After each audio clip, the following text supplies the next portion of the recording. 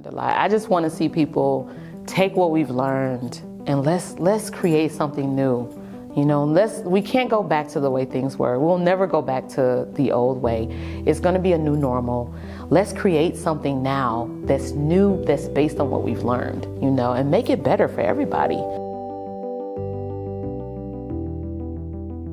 I think COVID has been a really interesting experience for students, and in some ways it's changed our students' expectations about online learning really dramatically and really quickly.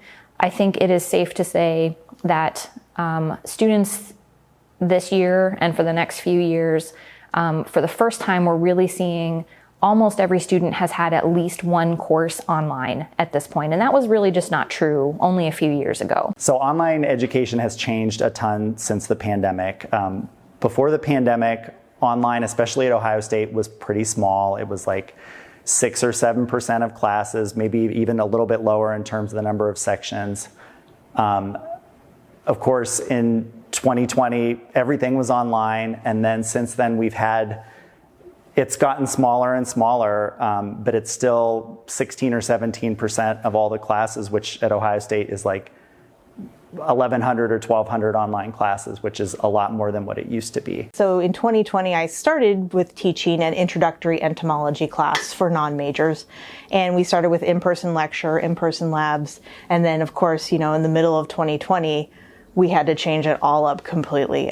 So it was really interesting to be pushed into moving to an online environment out of necessity.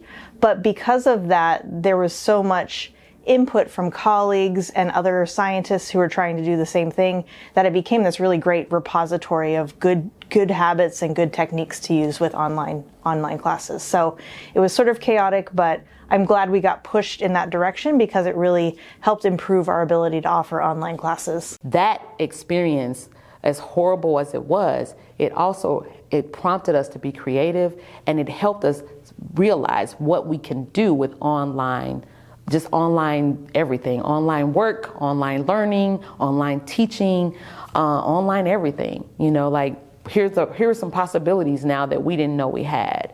So that's promising. Right before coronavirus, honestly, it was my dream to teach online courses, but I was always scared to do it because I was afraid that how a student will assess me if I'm teaching online course. But I was like, this is the future. Some things that don't work as well are when we try to directly replicate an in-person experience because online is not the same as a physical classroom. They just replicated the lecture hall, the traditional lecture hall experience that I had when I was in undergrad. You sit in there with 300 people in there, nobody's really looking at anybody.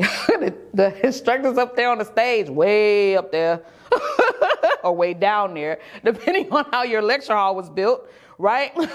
And they talk at you for an hour, and then you leave, and they leave, and you have a test in 3 weeks.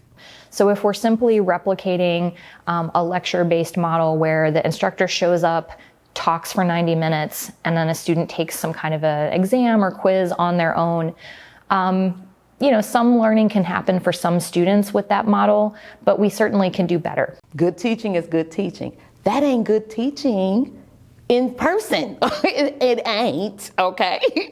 It is better if there's engagement. How can we create a parallel of that kind of engagement online? That is truly the most common complaint, is that it's boring. You're just talking at me. You didn't splice those lectures up into manageable chunks. My lecture videos, maximum 10 minutes, and even some of my instructional designer friends like, yeah, you need to redo those. That's too long. So when you see a class that is mostly all long lecture videos and then a bunch of multiple choice quizzes, there's not a lot of opportunities for students to demonstrate their knowledge, to explore things, to transfer that to real world scenarios that they care about. And it starts to feel like a very impersonal thing that they are doing with a computer versus doing with people. Then you're adding the online component where it's a little bit less clear to students, how do I do this work online?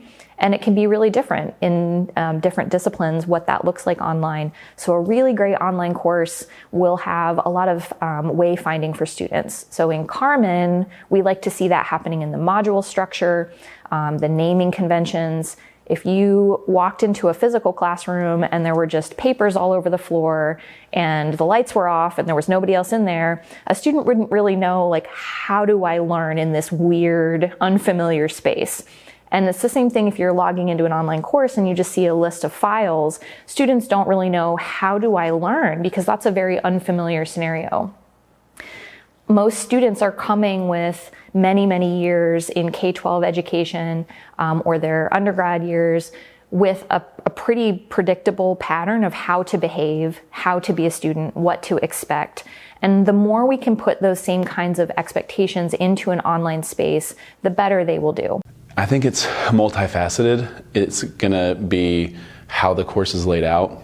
If the professor has PDFs, PowerPoints, videos, book inserts, like has all the information you need, it can usually lead to success. If they can structure a class the right way and get content to be intriguing so that people are still actively engaged in the class, I think that online classes are great. I think online learning, when done really well, students are engaged, they enjoy it. I've had students been like, I actually enjoyed the lectures. It was like my decompression for the week because, they're short. I can just listen to them and learn something cool, and then I use that later on. So I think you have to be careful about the way that you design online and the way you implement it. And if it's done sort of poorly or with not regard to student learning, it could change the scope of online learning. One of my strategies is continually shifting what I'm doing. So I'll talk for 5 or 6 minutes, and then I'll show a video, and I'll talk some more, and we'll interact and work on a simulation, and then I'll whatever. My office here is full of show and tell, and we'll pass stuff around the classroom. So if I want to, sorry for your video, but if I'm speaking about intermodal freight in a logistics class, I can pass an intermodal container around, 1/87th the scale. I can't pass a real one around. I think students are very astute in knowing what feels good or is enjoyable to do. And a big predictor of success in an online course is whether students are willing to put in the time, whether they have that resilience when things get hard, whether they are checking in our case, whether they're logging into Carmen on a regular basis. If it's boring, if it feels too hard, or they don't know how to succeed, they start to fade away, and we see them telling us that in student feedback, but also in the data when we look at how often are students logging into Carmen, what pages do they spend the most amount of time with, plus from the instructor's perspective, where do they get stuck or bottleneck in the work. So one of the things we really focus on is helping to make sure that students feel like they can do it. It doesn't mean that we make a course easier or reduce the rigor, but we can look at things like the assignment directions or the kinds of supports that we link directly in an online class to the Writing Center, to research tools, so that when a student is faced with something challenging, they feel supported in being able to complete that work at a high level of integrity.